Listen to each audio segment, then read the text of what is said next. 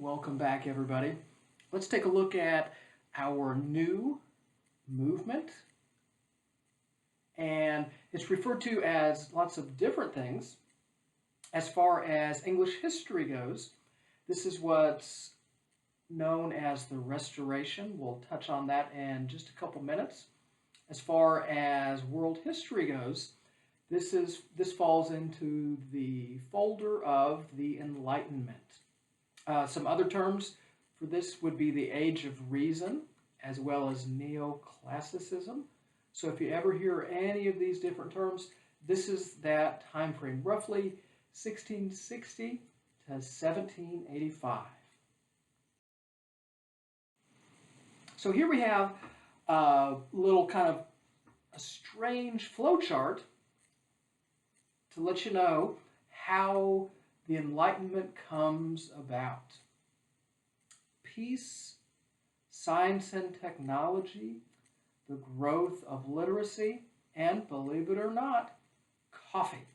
And hopefully I have these arranged to give you an idea that it's not, A, B, C, D, right? It's not one leading to another, but everything getting together and spurring off each other, right? So we're going to start to go through and take a look at some of these different components that give us the Enlightenment.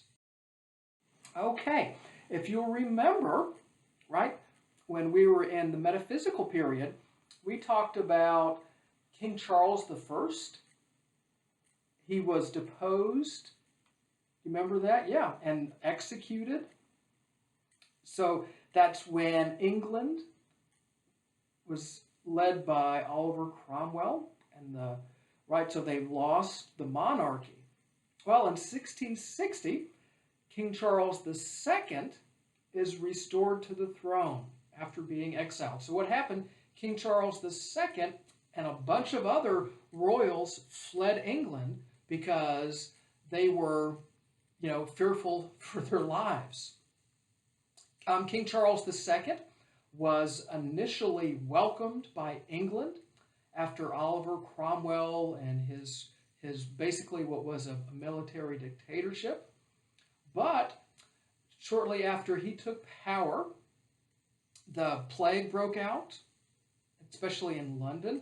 Then there was the Great Fire of London in 1666. So then with these two events, right, and taking a look at the year 666, a lot of people said that it was the vengeance of God and that King Charles II shouldn't be in power. So, in other words, when we just thought things were getting better, they really don't. Things don't settle down. So, when King Charles II dies, King James II claims the throne. He's Charles's brother. And this was a shocker. James II was Catholic. And this was really unsettling and troubled the country because, of course, England is Protestant and he wanted England to become Catholic again. And it further, things got even worse when it became known that he was a supporter of divine right of kings.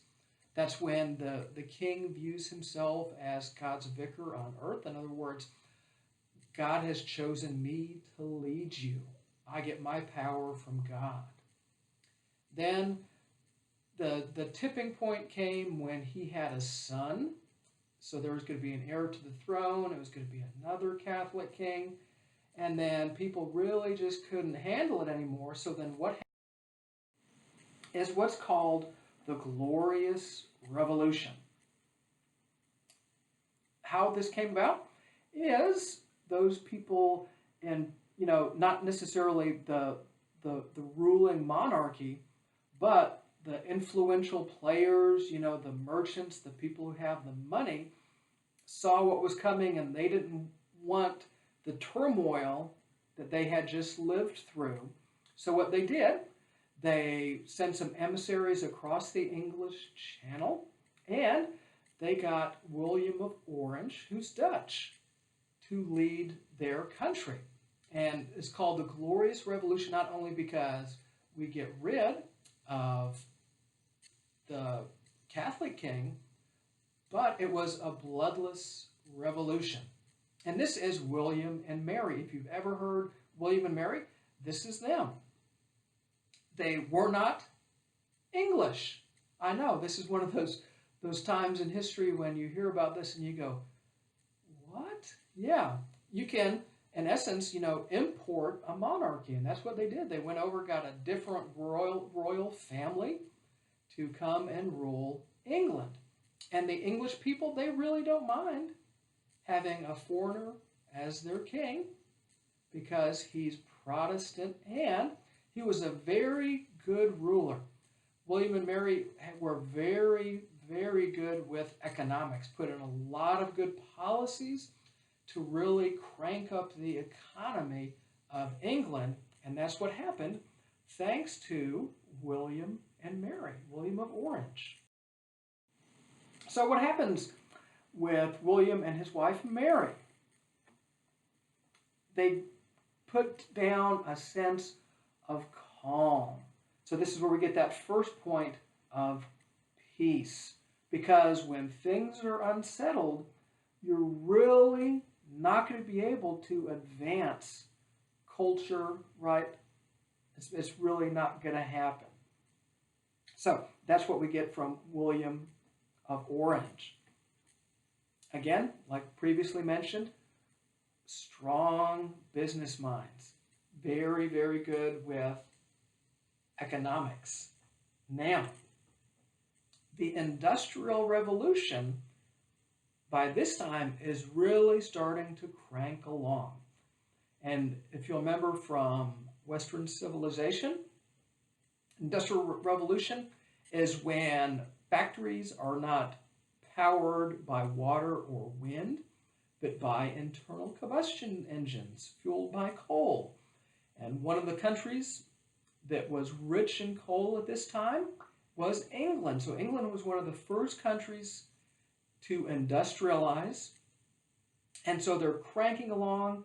They have all these available jobs. The factories are humming. The middle class is growing. And the population start to leave their countries, population leave their little country towns to go live in the cities because that's where all the jobs are. And most importantly, why were they so great at ruling is unlike other English kings and queens, they didn't try to overreach their power. So they realized what their roles were and what they needed to do, and that's what they did. They didn't try to, for example, disband Parliament or claim divine right. They didn't do any of those things that other monarchs did that unsettled the populace. So we'll pick up in the next lecture as we continue to look at the Enlightenment.